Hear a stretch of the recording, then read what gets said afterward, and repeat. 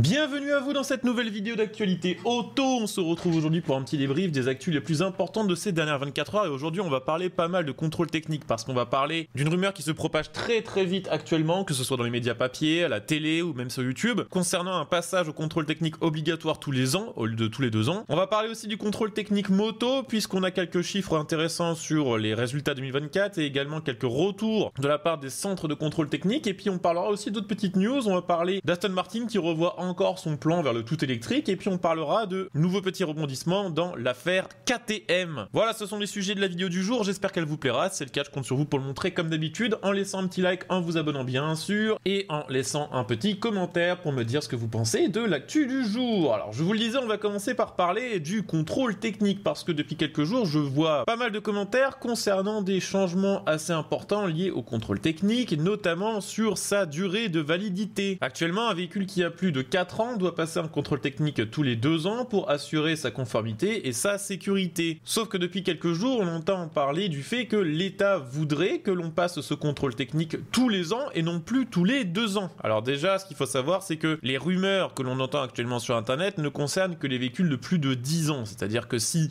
ces rumeurs s'avéraient vraies, les voitures neuves n'auraient pas de contrôle technique à passer avant 4 ans, ça c'est le classique, et ensuite entre 4 et 10 ans, ce serait toujours tous les 2 ans, avant de passer à tous les ans à partir de 10 ans. Et Dieu sait que des voitures qui en France ont plus de 10 ans, il y en a beaucoup, puisqu'on rappelle que l'âge moyen du parc automobile français est de 12 ans. C'est une mesure qui sur le papier ne paraît pas si irréaliste que ça, parce que en France on cherche absolument à taper le plus souvent possible et le plus possible sur les automobilistes. Il suffit de voir les fameuses ZFE instaurées depuis 2025 qui font beaucoup parler et qui veulent entre guillemets pousser les conducteurs soit à abandonner leur vieille voiture et à prendre les transports en commun, soit à racheter des véhicules plus récents mais en général aussi beaucoup plus cher et parfois aussi, il faut le dire, beaucoup moins fiable. Que l'État essaye de se faire de l'argent sur le dos des automobilistes, c'est monnaie courante. Parce que bien sûr, quand on paye un CT, on paye de la TVA et la TVA, elle va où? Bah dans les poches de l'État. Hein. Alors c'est vrai aussi, plus les voitures sont vieilles, plus il y a des chances que des défauts puissent être constatés, mais on sait également quand même que beaucoup de Français sont attachés à leur ancienne voiture parce que pas les moyens de changer ou parce que considérés comme plus fiables ou simplement par valeur sentimentale et que beaucoup font quand même plus attention à l'état général de leur voiture maintenant qu'il y a quelques années. La réalité, c'est que pour l'instant, il n'y a rien de concret et que d'après les professionnels du secteur des contrôles techniques, il n'y aurait rien d'envisagé à ce niveau en France et ce serait donc une fake news. En fait, cette histoire, elle vient d'où? Elle vient d'un média allemand qui a relayé une étude de la TÜV qui tire la sonnette d'alarme. Alors le nom TÜV, je vais pas vous le prononcer en entier parce que c'est de l'allemand et que le mot est très long, mais c'est en français l'association de l'inspection technique qui contrôle justement la sécurité et la qualité de tout un tas de produits. Et d'après eux, il y a un gros problème en Allemagne, c'est que environ 150 000 véhicules circuleraient avec des défauts jugés dangereux. De là, les spéculations ont commencé. Certains ont commencé à se dire qu'en Allemagne, les contrôles techniques allaient être multipliés pour s'assurer de la sécurité des voitures. Et les spéculations ont continué en se disant que si ça allait arriver en Allemagne, ça allait forcément arriver en France, alors que rien n'est prévu non plus pour l'Allemagne. Hein. Et ça a été ensuite relayé par la télé, par certains médias. Et voilà, on en est là maintenant avec pas mal de gens qui pensent que c'est quelque chose qui est vraiment prévu. D'ailleurs, Mobiliance ainsi que Decra Automotive, alors Mobiliance c'est une ONG qui fait le pont entre l'État et l'industrie automobile et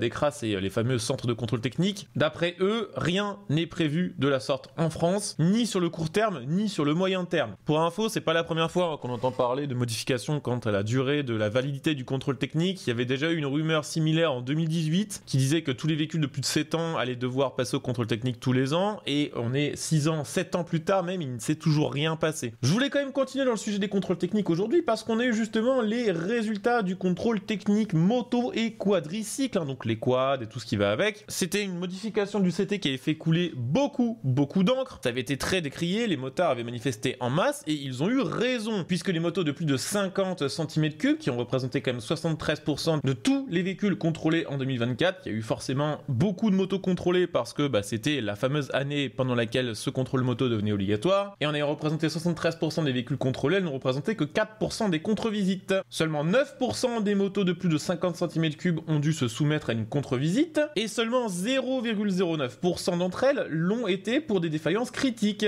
Les motards qui disaient donc que le contrôle technique serait inutile pour les motos avaient raison. C'est purement et simplement qu'un nouvel impôt déguisé sur la moto. Alors en tout cas, ils avaient raison concernant les motos de moyenne et grosse cylindrée, parce que pour les cyclomoteurs, le taux de contre-visite est quand même de 20%. Là, c'est quand même beaucoup. C'est pas spécialement étonnant simplement parce que énormément d'utilisateurs de ce type de véhicules les utilisent comme purs déplaçoirs sans jamais vraiment les entretenir. Il y avait un autre volet d'ailleurs dans cette loi contrôle technique moto, c'était les voitures sans permis. Et là, c'est record toute catégorie parce que les contre-visites pour ce type de véhicule montent à 30,88%, c'est-à-dire que un tiers des voitures sans permis qui sont passées au CT en 2024 ont eu un avis défavorable. Alors pour le coup, c'était peut-être pas une mauvaise idée de les contrôler, mais par contre, pour les motos, ça reste assez incompréhensible. D'autant plus que pour l'instant, l'État n'a pas vraiment dans l'idée d'arrêter avec ce CT moto, puisque l'État souhaite toujours que dans quelques temps, le volume émis par les motos soit contrôlé lors du contrôle technique. Ça avait été repoussé, ça va peut-être l'être encore. Il y a d'ailleurs en ce moment une consultation publique sur le sujet qui est ouverte jusqu'au 8 février. Ce contrôle technique, il fait chier les motards, mais il fait aussi chier en réalité les centres de contrôle technique. Et ça, c'est le PDG de Securitest, une grande enseigne du contrôle technique, qui en parle le mieux. Le gros problème, c'est que les machines nécessaires pour pouvoir réaliser un contrôle technique moto ne sont évidemment pas les mêmes que pour réaliser un contrôle technique auto, et que les machines sont très chères et très difficiles à rentabiliser compte tenu du prix du contrôle technique moto et compte tenu surtout du nombre de véhicules qui doivent passer par ces fameux contrôles techniques moto. Alors l'année dernière, c'était un peu spécial parce que c'était vraiment l'arrivée du CT moto, mais certains dispositifs vont être très chers à rentabiliser, notamment par exemple les fameux sonomètres qui coûtent 5000 € pièce. D'ailleurs au passage, le PDG de Securitest se plaint justement des prix des dispositifs français parce que apparemment, d'après lui, on pourrait trouver ce même genre de dispositif à l'étranger dans d'autres pays européens pour 10 fois moins cher. Mais c'est encore un autre sujet. Dès 2026, les centres vont devoir également investir dans des célomètres, dispositif qui permettra de vérifier si la puissance d'un scooter par exemple a été débridée, ainsi que sa vitesse qui est normalement limitée à 45 km/h. C'est un appareil qui coûte très cher, plusieurs dizaines de milliers d'euros. À ces coûts fixes liés aux machines se rajoutent évidemment les coûts d'embauche et les coûts de formation, puisque jusqu'ici les contrôles techniques ne faisaient que des autos, donc faut former tous les employés à connaître justement le fonctionnement d'une moto et le fonctionnement du CT moto. Et ça bien sûr c'est pas l'État qui paye, ce sont les entreprises qui doivent investir. Ce CT moto fait donc chier à peu près tout le monde. La seule chose qui, d'après les chiffres, devrait être vérifiée, c'est effectivement le contrôle technique des cyclomoteurs, ainsi que celui des quadricycles, donc tout ce qui est voiture sans permis et assimilé. On verra si des petites choses changent concernant le CT moto, mais ça a l'air d'être quand même un peu gravé dans le marbre, alors que ça n'a pas vraiment lieu d'être. Tant qu'on parle de moto, je voulais aussi vous parler de KTM, on en parlait il y a quelques temps. KTM avait trouvé des nouveaux investisseurs pour essayer de sauver le groupe, et une rumeur courait que ces investisseurs étaient ok pour reprendre KTM, mais que c'était d'accord seulement si KTM acceptait de se séparer de certaines de ses marques, ou en tout cas de recentrer ses activités sur la marque KTM.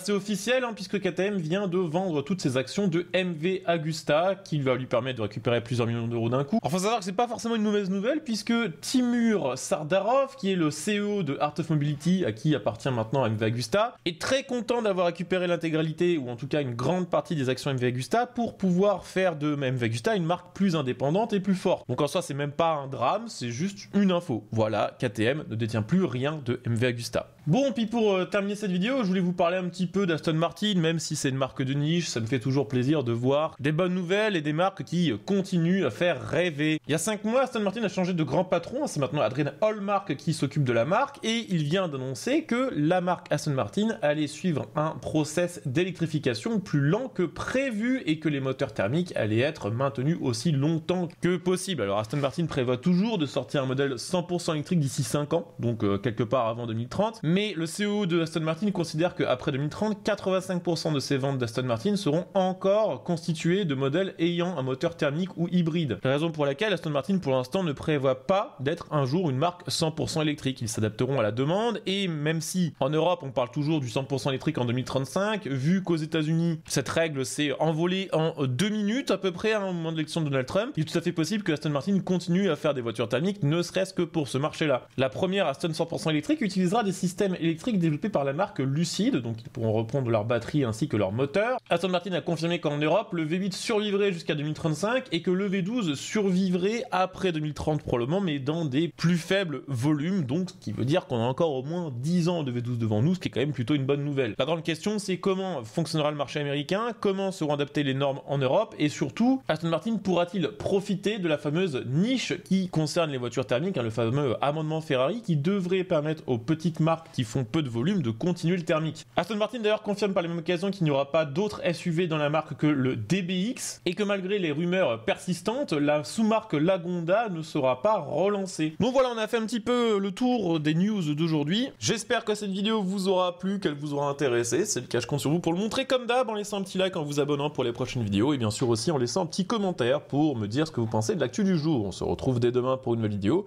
Bonne journée à tous, ciao!